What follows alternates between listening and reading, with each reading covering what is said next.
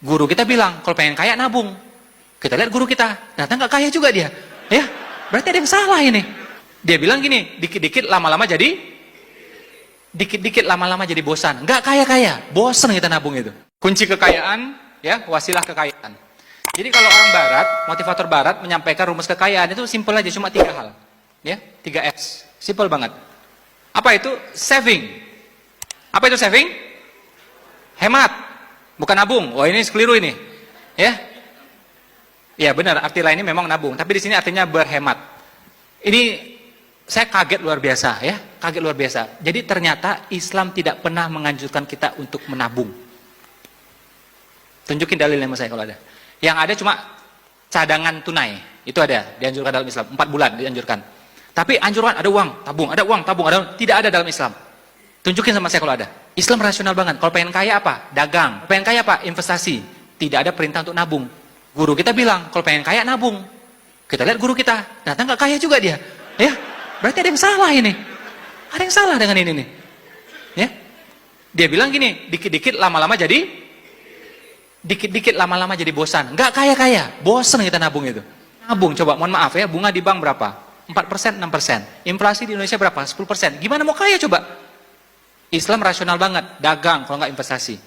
Ya, dagang kalau nggak investasi. Investasi artinya apa? Ada uang yang diputar, ngasih manfaat. Realnya gini, Islam ini konkret banget, real banget. Ya, jadi kalau agama yang ngajar kekayaan itu Islam yang sangat real, sangat konkret. Contoh, Anda punya uang 200 juta, Anda tabung, ya, Anda tabung, kena pertama inflasi 1, kedua kena zakat 2,5%. 200 juta dipotong 2,5 jutanya, berapa? Sekitar 5 juta. Jadi 5 jutanya langsung dipotong. Tapi 200 juta Anda putar dalam bisnis, untungnya 20 juta, yang kena zakat itu cuma 20 jutanya. Ya, 2,5 kali 20 juta. Jadi penaltinya lebih sedikit. Kurang lebih seperti itu. Ya, jadi Islam menghargai uang yang berputar. Timbang diam seperti itu aja. Ya, makanya saya tidak ketemu dalil yang mengatakan disuruh nabung dalam Islam. Tidak ada. Ya, tidak ada sama sekali. Yang ada adalah cadangan tunai. Laki-laki baiknya menyiapkan cadangan tunai buat istrinya itu 4 bulan penafkahan. Biar istri itu tenang.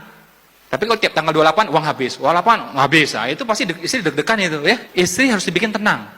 Ya, karena istri dia punya namanya oksitosin, ya. Oksitosin itu hormon kasih sayang, hormon rahman rahim, ya. Kalau dia tenang, itu anak beres sama dia, rumah tangga beres sama dia. Tapi kalau dia deg-degan, kacau semuanya nih. Suami lihat dia juga nggak tenang, anak lihat dia nggak tenang. Rumah tangga jadinya nggak enak.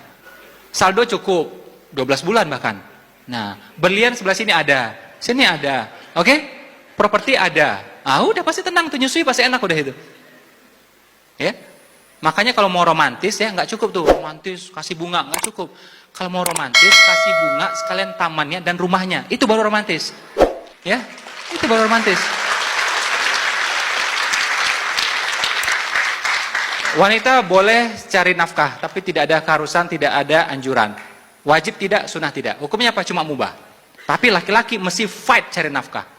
Makanya laki-laki dapat warisan 2 kali lipat. Kenapa? Itu buat menafkahi ya wanita-wanita di sekitarnya, ibunya, istrinya, putri-putrinya, saudari-saudarinya. Maka saya bilang laki-laki mesti kuat cari uangnya, mesti sungguh-sungguh. Zaman dulu orang cari nafkah, ya laki-laki itu sampai berburu, menombak, memanah, ya menyelam, melompat, oke, menerkam supaya dapat nafkah, ya supaya dapat nafkah itu. Jadi cari nafkah memang itu agak stres dikit, agak capek dikit, kadang-kadang beresiko. Nah tapi turusannya laki-laki. Nah wanita jangan sampai stres kayak gituan. Ya, jadi andai kata wanita cari nafkah pun, bikinlah yang santai-santai, yang tenang-tenang aja. Jangan sampai stres. Kalau stres, kasih ke laki-laki, kasih ke suaminya. Makanya kalau laki-laki dibanding wanita, wanita tidak harus bisa cari uang. Yang penting apa? Bisa minta uang. Itu aja. Bisa minta uang itu aja udah cukup. Saving, hemat 1. Sekaya apapun Anda, berapapun income Anda, tapi nggak bisa saving, nggak bisa hemat, nggak bakal kaya. Nggak bakal kaya, karena bocor terus dia. Dan barang tuh nggak ada selesai-selesainya.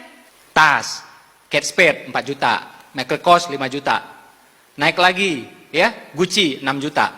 Kapan selesainya coba? Yang kedua selling. Makanya orang kalau tidak suka selling, pasti hidupnya gitu-gitu aja. Kalau pengen perubahan, suka dengan selling, suka dengan dunia penjualan. Nah, saving itu ngerem, selling itu ngegas. Dua-duanya masih ada. Yang cilaka rumah tangga, selling enggak ada, saving enggak ada, kolaps itu pasti. Pasti ngutang aja hobinya itu udah. Ya. Dia enggak suka jualan, enggak suka nabung. Ya sudah, mau ngapain coba? Harusnya apa? Suka jualan, dapat untung, dapat profit, dapat komisi. Ini yang di saving. Nah, terjadilah selisihnya. Selisihnya diapain? Dijadikan shelter. Apa itu shelter? Tempat kita bernaung. Apartemen, rumah, ruko, apa saja. Ya, tempat kita bernaung. 3S rumus kaya cuma ini. Cuma ini, cuma ini, cuma ini. Ya. Kalau orang barat mengatakan ini, tapi kalau kita tambah lagi ya bersedekah, berbakti sama orang tua, oke, duha ya, dan macam-macam. Nah, itu rezeki juga. Tapi kalau orang barat, motivator barat cuma nyampaikan 3 hal ini saja kalau Anda pengen kaya. 3 ini saja, nggak banyak-banyak. Saving, selling, shelter, cukup, kaya sudah. Nah, kalau orang nggak bisa jualan, nggak mau jualan, apa yang mau di saving coba? Uang-uangnya nggak ada, apa yang mau dihemat? Makanya ini mesti jalan sinkron semuanya. Sip? Mudah-mudahan nanti saya ketemu lagi ya, tidak ada lagi potongan muka-muka cicilan, udah nggak ada lagi.